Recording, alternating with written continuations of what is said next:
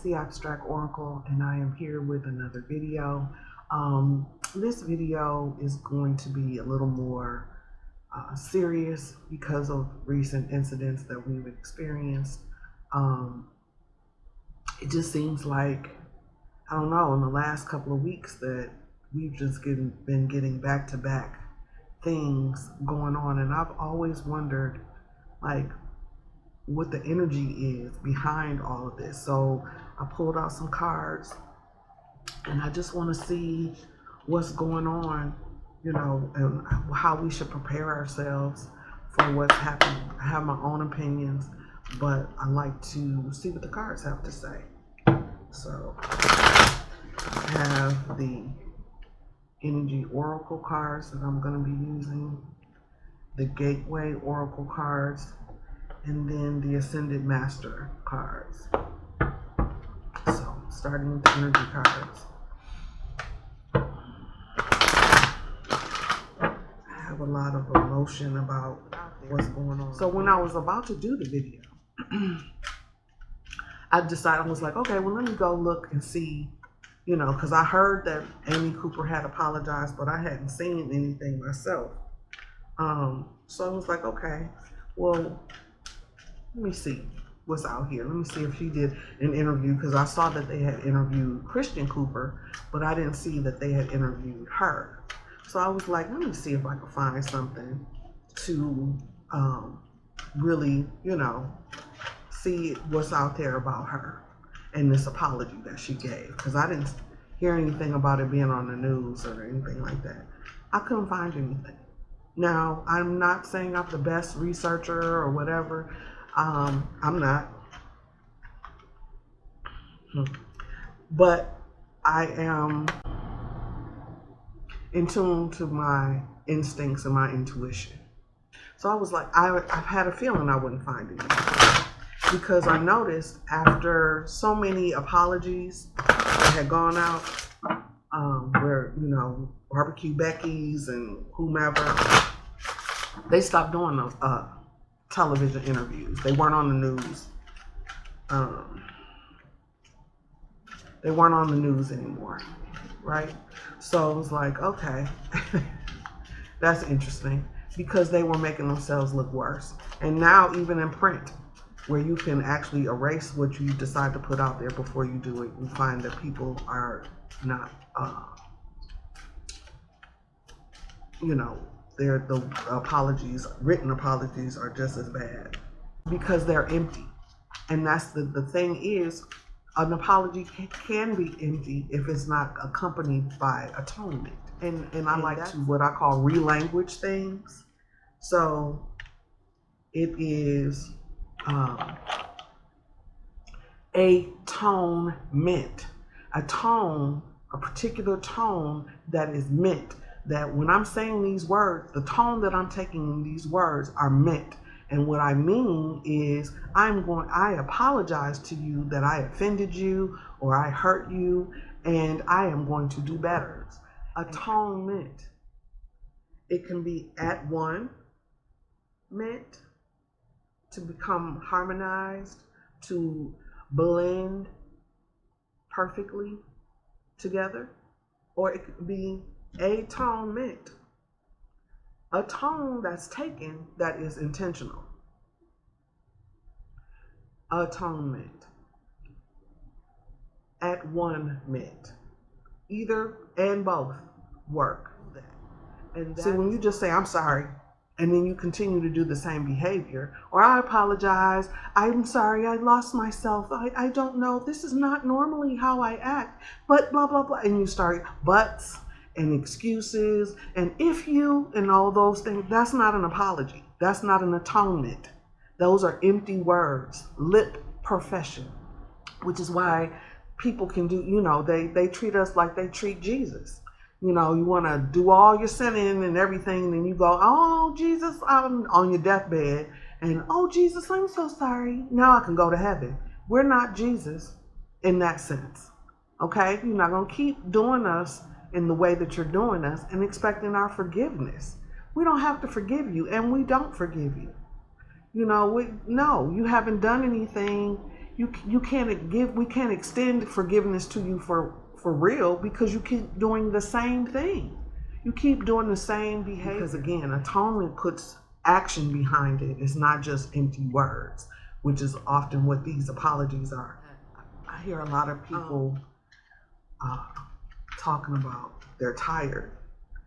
We got to change that.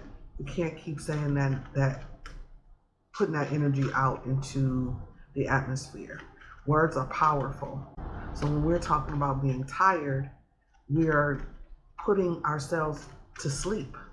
You know, because what do you do when you're tired? You want to sit down, you want to lay down, you want to go take a nap, you want to go to bed, you know, you want to go back to an unconscious state.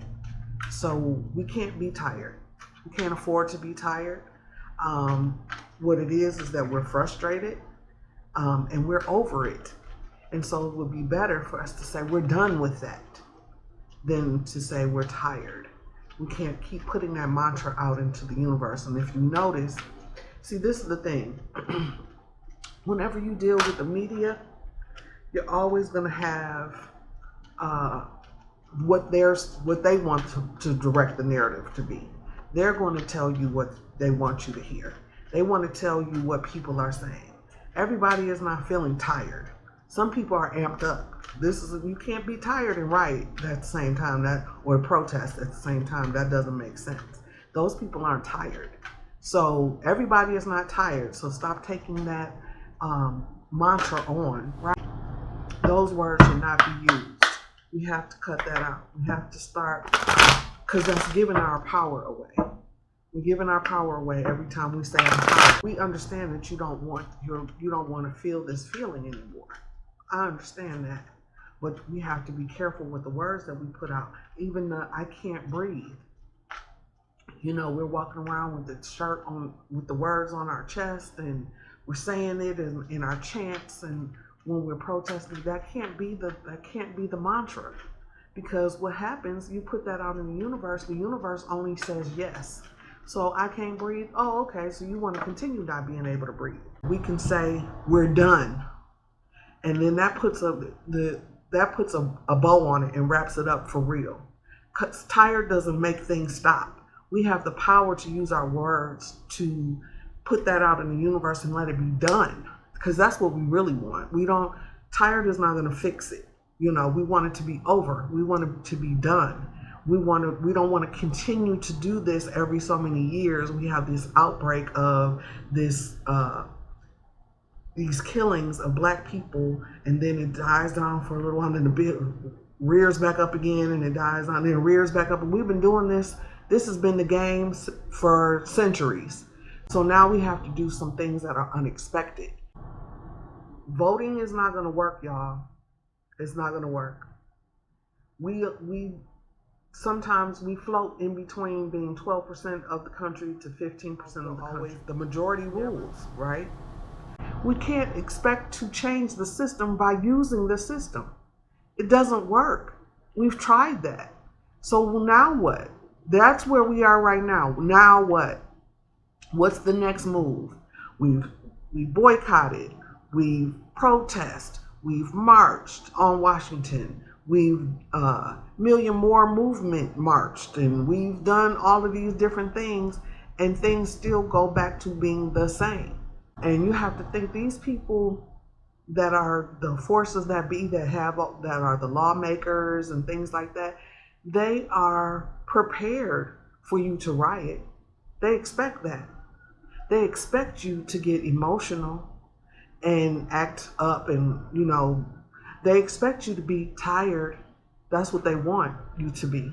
They thrive off of that energy. So you have to give them what they don't want. So they don't want in the energy cards, the first thing, door to spirit. Door to spirit. And that's our power, because this is about a actual spiritual warfare. This is not just physical. This is a spiritual warfare. And there's a lot of us who are kind of out of touch with our spirit for whatever reason. You have to get back in touch with that. Whatever that is. Doesn't have anything to do. It could be Christian, Buddhist, Muslim, Hindu, whatever, it doesn't matter, but your spiritual practice needs to be fortified, and you're being asked to use that spirituality that you have. Your words are going to be empty unless you have spirit behind it. This has nothing to do with physical things, because we have to do something new. We can't continue to do the same thing and expect different results. That's insanity. That's their definition that they've given you, and you're doing it. They keep doing the same things because it works. That's why our stuff isn't working. Black people vote. I've seen it. They go out and they vote, and they hold it their own, and they use this reverse psychology to make you think that, oh, you're not going out and voting, and that's why things aren't changing. That's not true. That's not true. We've been voting. We've been filling out census. We've been doing these things, and they don't help. Door to spirit. Get back into your spirit. However you do that, whether it's through prayer, meditation, something to get in contact with yourself, because what happens is we're just all shook up, right? It's like if you could imagine a pop bottle, and you just take it and you just shake it up, shake it up, shake it up. And then when you open it, it just overflows. So, and that's how it feels. It's like we have all of these emotions going on and all of this stuff. So when it's time to say something, when we untake the lid off, then it's just explosive, this whole big mess. It is not, it doesn't have any impact behind it, because it's all over the place. And that's how we sound when we're talking about it, when we're super emotional. That's what they want, y'all. That's what they want. They want you to be discombobulated. They do. So that feeds that energy, that negative energy. If you could imagine this like this black ball of energy that is pulsating, and it just eats. Oh, it eats the negative energy. It eats the I'm tired. It eats the I can't breathe. It's eating all Black Lives Matter. Yes, they matter, but that's a mantra for ourselves, for the individual. That's not a mantra for them. They don't care that they matter. They don't matter to them. So it's like you could say Black Lives Matter all day long. It doesn't mean anything if it doesn't matter to the person you're saying it to. I'm just saying. So spirit is how it's going to work. Then appreciation. See, we got to learn to appreciate each other and appreciate ourselves. And everywhere Black people are, pretty much, we have had to deal with this abusive relationship that we have. Now, if this was somebody we were watching on television, if we would tell her to get out, girl, what you waiting for? What you doing? Why are you staying? But we don't think of that when it comes to this relationship that we're having with America. It's the same thing. It's just on a macrocosm. We're looking at the smaller, like, oh, she's in a terrible relationship. She should think better of herself. And that's speaking to us as well. We feel like we have to explain ourselves. We have to ask permission for things. We need to excuse ourselves. We need to apologize. No. All that is projected energy coming from another being onto you. And that has been part of our process here the entire time. So we get so divided because we talk about who's out doing what, and you're not doing it. Well, I'm not. I'm doing this, and comparing each other's method to the other one. And it's not. None of us are going to be the same. Everybody has a different perspective and a different reason for being here, and everybody's not going to be marching. That's not everybody's job. Everybody's not going to be out with a sign and a t-shirt on. That's not their job. Some people are supposed to be witness bearers. They're not supposed to get involved. They're supposed to watch from a distance, and so that they can witness things. Because then when you're in the midst of doing something, if you're the person who's supposed to be the action person, you need somebody to bear witness to what you're doing. So when some other opposition tries to come, you have witnesses. You have people who can say, no, that's not how that happened. No, this is such and such, which is why the videos are a good thing to an extent. Yes, there should be somebody doing a video to let things be seen and heard or whatever. Maybe depending on how many people are around, maybe it should be a couple of people doing videos, but not everybody. Not everybody. That's not everybody's job. Somebody is supposed to be saying something.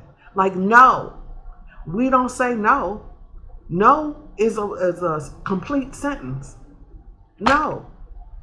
I just imagined when the thing was happening with George Floyd, that if all those people there had said no or just started chanting no, how powerful that would have been to hear that. I'm not saying it would have saved his life. I don't know. We don't know if that might have been his sacrifice of himself, may have been for us to get us to this point. So I'm not going to say we could have saved his life. I can't guarantee that. What I can say though is that if we had gotten together and just said those words, that simple word, no, things could be different. We could chant things like that to be different. Like I said, not I'm tired, I'm done. I'm done. I'm done means I'm not doing this with you anymore. I'm done. That's what it needs to be. So appreciation though. Appreciation for those people who are out there on the front lines doing what they need to do. I appreciate y'all. I appreciate the brothers that's out there protecting those sisters. I appreciate the brothers out here who are checking some of these people that are supposed to be allies. I appreciate those that are telling the truth. That's what we want to get to. And that's what we need our allies to show us is some appreciation for who we are and why we are here and what we're doing, and appreciate our lives, but we have to do it first. So we have to stop trying to kill one another based on some bullshit and really start to appreciate ourselves and appreciate what everybody's role is. It's not going to be the same. Everybody's role is going to be different. And then we can have victory. Victory. Because that's what we want. We want victory. We don't want to be victims anymore. We've been victims. We have been victims of this oppression, of this system, of this systematic racism that people want to ignore and act as if they don't exist. I'm dark skinned. I love my chocolate skin. And the problem is, so do you. So do you. But when you feel challenged, and this is not just white people, this is people in general, this type of person that has this humongous narcissistic ego that they feel like you can't be. It's like it's not only that they just leave you alone, they don't want you to exist. They don't want you to have love. They don't want you to prosper. They don't want you to have anything that glorifies you as a human being in any way, because of an envious heart and a foul, out of control ego. It's that simple. We have to learn to appreciate ourselves. And that's when we will receive the victory. Because when you fall in love with yourself, there is nothing that can come. There's no weapon formed. That's what that's talking about. No weapon formed. I don't care how many bombs they have, how many buttons. When you do that, you don't even understand how powerful you are. You have no idea how powerful you are. You are amazingly powerful. And so the victory card, though, is also about, because I had to take, not resting on your laurels. That speaks to the collective. We cannot rest on our laurels. We can't allow ourselves to be rocked back to sleep. We can't say we woke and then stay in the bed. You have to get up and start moving. So some things have to change. Why rioting worked at one point was because it was unexpected. The reason that marching and boycotting and things like that worked because they weren't expected. So now it has to be something different. And that difference is a lot of it is us stepping out of the way. We didn't make up the laws. We don't profile ourselves. So there needs to be, handle that. You're smarter than us, right? You're superior. I'm just saying. Anyway, like I said, I feel like this is the door to the unexpected. It's time to do something unexpected. And that guidance is going to come from being inspired guidance, in spirit guidance, right? It's just like when I talk about the word, and that is why that we have to kind of take ourselves out of it, because it's time for atonement. We have to atone with ourselves. We need to at-one-ment, and they need to atonement and do something. It requires an action. So that is how we need to sit back and relax and appreciate ourselves, and that's how the victory is going to come. Manifesting dreams. Our ancestors have been waiting for us to do this. Even half of the stuff that they've done and gone through is manifesting the dream of freedom and having the right to just be yourself. We don't get to do that here. We don't get to do that, not just here in America, but on the planet, because this idea of who we are as Black people has been embedded in the other people of color as well, and even our own people of color. We have people light-skinned. We're still dealing with light-skinned, dark-skinned things, and nappy hair, straight hair things, and green eyes and brown eyes, and it's ridiculous. So the manifesting dreams, the dream is freedom for all of us. So that's what we want to manifest in our lives. That's what we want to see happen for us and for our children, and the dream that we've had for ourselves. Because everybody's dream is not the same. Everybody doesn't want the same thing. So what's your individualized dream? This is a time for you to be able to manifest that, but you still have to go through spirit. You still have to have appreciation, and you're still going to have to, then that's what's going to lead to your victory. Well, manifesting your dreams. I wanted to read what it said in the book.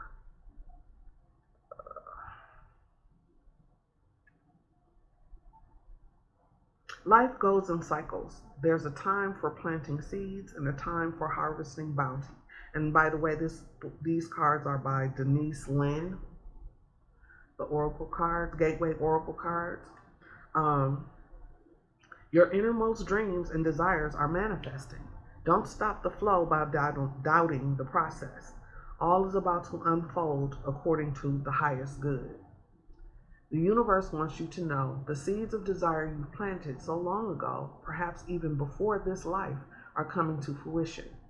Sometimes it's simply a matter of being still, opening your heart, and knowing that you deserve your dreams to come true. You are worthy of greatness, and you have the ability to manifest your deepest and most heartfelt wishes. Timing is everything, and the moment is right for those lingering desires to be realized. The bounty of, so coming into power is the next one. Coming into power. Who are we talking about? So this is why we have to really guard ourselves. We can't be kings and queens and then act like fools and paupers. We can't do that. Those two things cannot exist at the same time. If you're a queen or a king, then you need to carry yourself as such. That's part of that manifesting the dreams. Coming into power. Coming into power is definitely about your inner work. We have to do individual, as this is going on collectively, there's also things that are happening individually, and we need to address those so that we can help the collective. Now, when we're not working on our own particular issues, then we are a hindrance to the group. So then that's when you should to isolate and social distance yourself.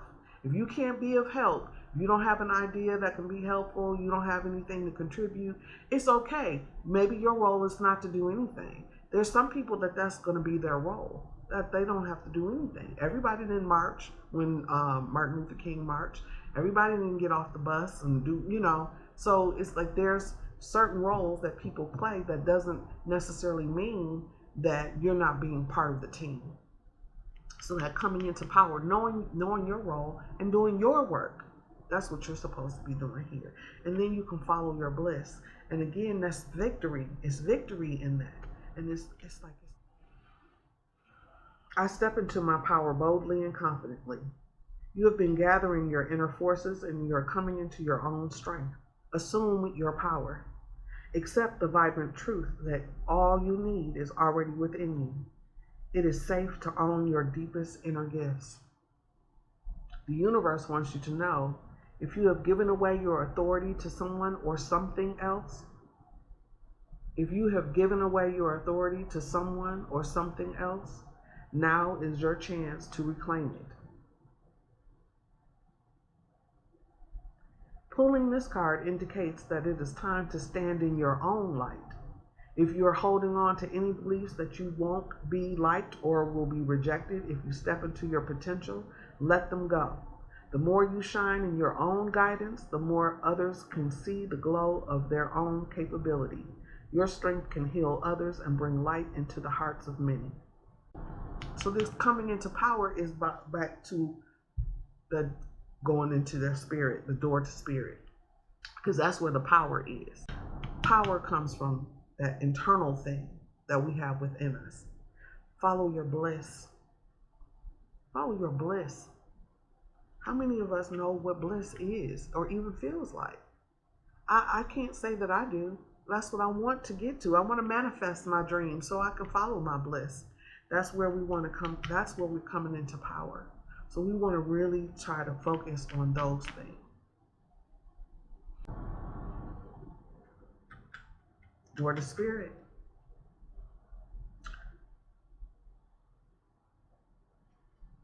Following your bliss. Do what gives you joy. Celebrate and have fun. You do not need to suffer to grow. In fact, true happiness comes from following the dictates of your soul. Take steps today to expand your joy. You don't need to do it all at once, but you need to start. The universe wants you to know, if you don't follow your bliss now, when will you? If you've been waiting to act until circumstances are different or somehow better, you may have a long wait. Some people put off following their North Star until they graduate, get married, have kids, or retire. If you continue to do so, you may never attain genuine happiness.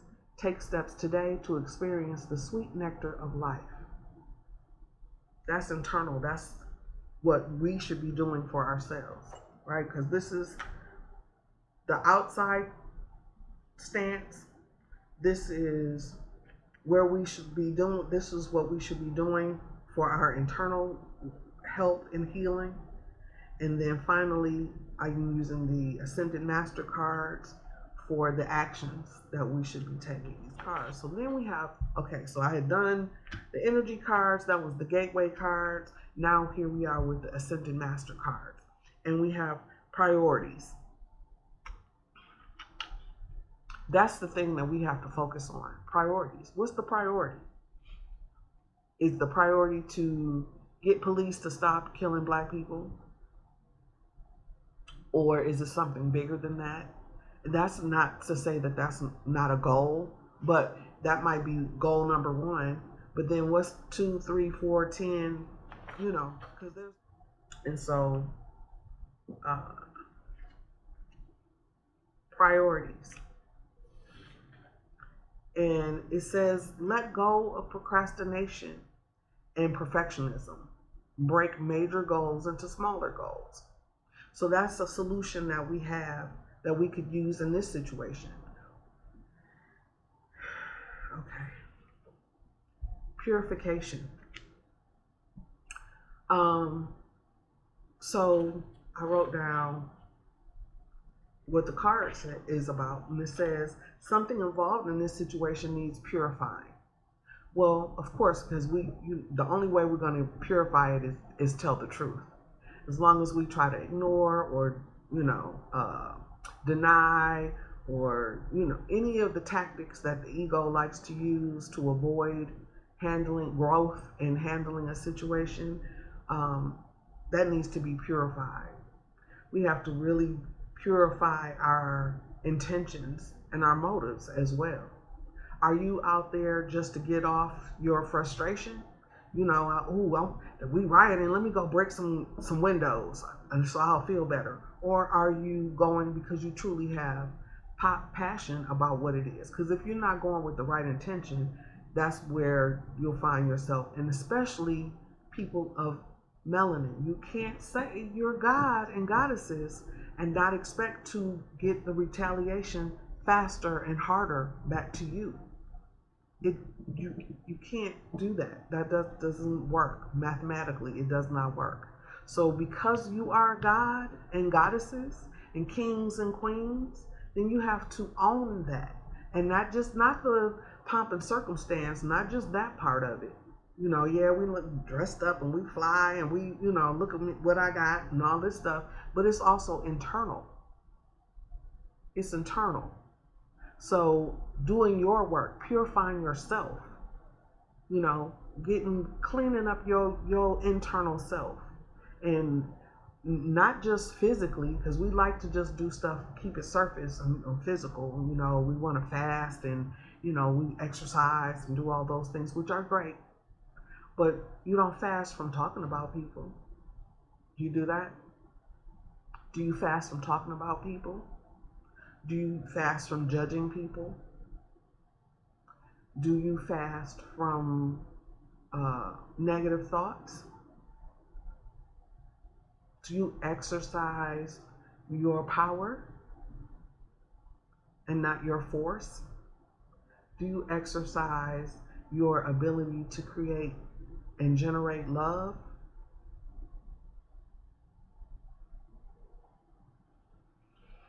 So purifying that and then looking at it as opposed to, even looking at it on a selfish thing, like it's okay to think of self first, but then you have to at some point, because we all affect other people, we all have an effect. It's a rippling thing that happens because we are all connected. So you have to go from more in these situations on a global level. We have to look at what happens to one, happens to others, happens to us all. So if they can control and beat and do this to other, what makes you think they won't do it to you? They do it to each other. So why wouldn't they do it to you? So what you have to do is remove yourself. That doesn't mean you have to go anywhere. You can remove yourself from the situation. Like, I don't have to deal with that. Because you don't. You don't. Well, anyway. So you have to take it from being individual, what do I want, to what can I do to serve others? Because in your serving others, you will get served. It will become to you. So in doing that, it's like not waiting to be served before you serve others. No, you doing service and then watching it come back to you. We have been afraid to use our spirit, afraid to do. We've been taught to believe that how we practice our connection with the higher self or the source, the creator of all things. We've been taught to believe the way that we've done it or the way that we do it individually is crazy or it's scary or it's, ooh, and it's devil, and it's like, come on, y'all. No, we live and work around and come in contact with the devil every day, all day long. It's internal. So there's no external devil worse than the one internally. So that's the one you have to work with. And that's where that priority needs to become in. That's where purification, and that's going to bring us energy healing. And this situation involves energy healing. It has to do with, if we take ourselves out of the situation and allow it to focus on ourselves, then this will end a lot of this angst that we've been feeling. I know it sounds super simple, but it is not. You have to do your work. You have to do your work. And that's going to mean that you know, however you get to that internal place of stillness within you, however you do it, doesn't have to be sitting on a rock, you know, somewhere oming for 30 minutes. It could be something else. You know, whatever gets you in your zone, you need to be practicing that on a daily basis. A daily basis. Even if it's 10 minutes a day. Think of all the stuff that all the time you throw away doing nothing. 10 minutes is nothing to focus on yourself. Take that time, focus on you, get still within yourself, and watch the things, the resolutions that you can get, because you can allow some of the stuff you've been holding on to, some of that thing, that tape recorder that's been playing has been from 20 or 30 years ago. Let that go. You can't move on if you don't get still. You got to get still to move. I know it sounds weird, but it's true. So anyway, thank you for listening. Have a good day. Peace and love, and be like water.